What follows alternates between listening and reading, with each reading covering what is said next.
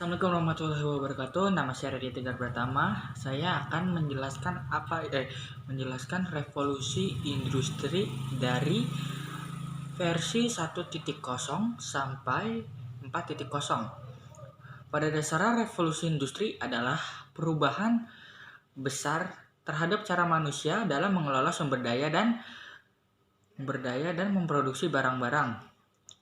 Revolusi industri merupakan fenomena yang terjadi antara 1750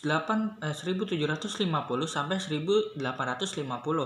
Saat itu terjadi perubahan secara besar-besaran di bidang pertanian, manufaktur, dan juga teknologi. Dan juga, satu lagi transportasi.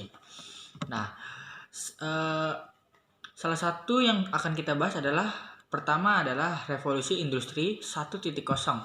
Revolusi industri yang pertama terjadi pada abad ke-18. Ditandai dengan penemuan mesin uap yang digunakan untuk proses produksi barang. Saat itu di Inggris,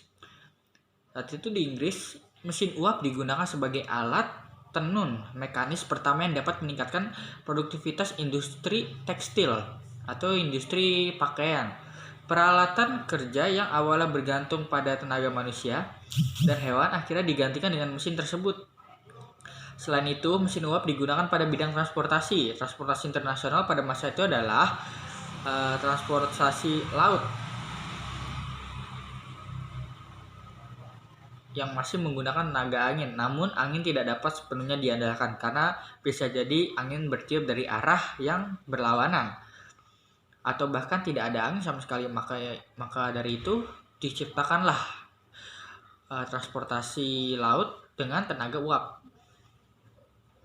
Penggunaan tenaga angin pada alat transportasi pun mulai berkurang semenjak James Watt menemukan mesin uap yang jauh lebih efisien dan murah dibandingkan mesin uap sebelumnya pada 1776.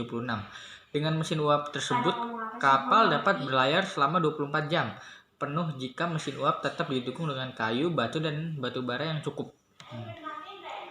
Revolusi industri 2.0. Ini adalah revolusi industri versi yang kedua.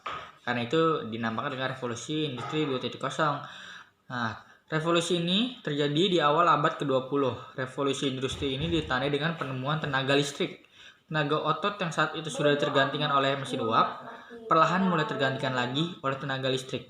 Walaupun begitu, masih ada kendala yang menghambat proses produksi di pabrik, yaitu masalah transportasi. Di akhir 1800-an, mobil mulai diproduksi secara massal.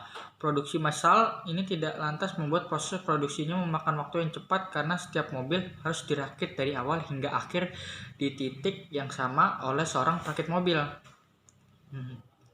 Revolusi terjadi dengan terciptanya lini produksi atau assembly line yang menggunakan ban berjalan atau conveyor belt 1913. Hal ini mengakibatkan proses produksi berubah total karena untuk menyelesaikan satu mobil tidak diperlukan satu orang merakit dari awal hingga akhir. Para perakit mobil dilatih untuk menjadi spesialis yang mengurus satu bagian saja. Revolusi 3.0. Ini adalah versi yang ketiga. Setelah revolusi industri yang kedua, manusia masih berperan sangat penting dalam proses produksi berbagai macam jenis barang.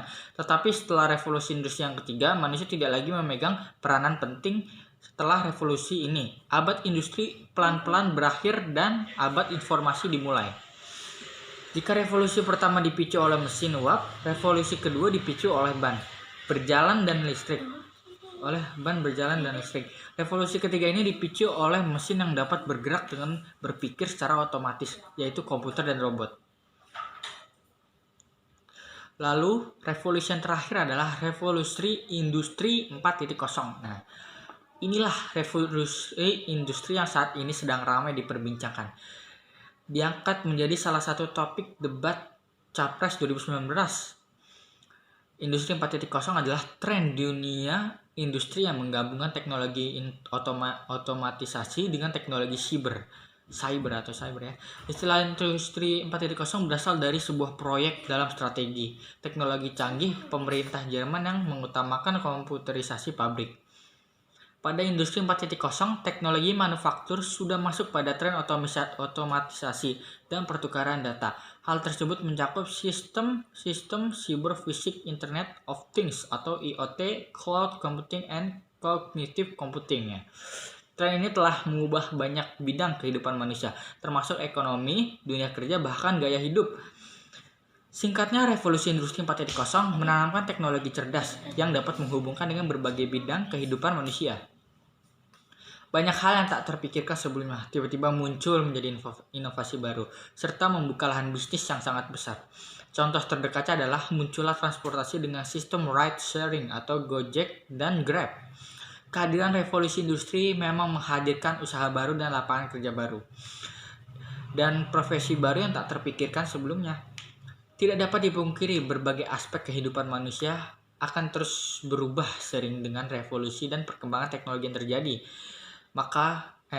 Memang perubahan seringkali diiringi banyak dampak negatif dan menimbulkan masalah-masalah baru. Perubahan juga selalu bisa membawa masyarakat ke arah yang lebih baik atau ke arah yang lebih buruk.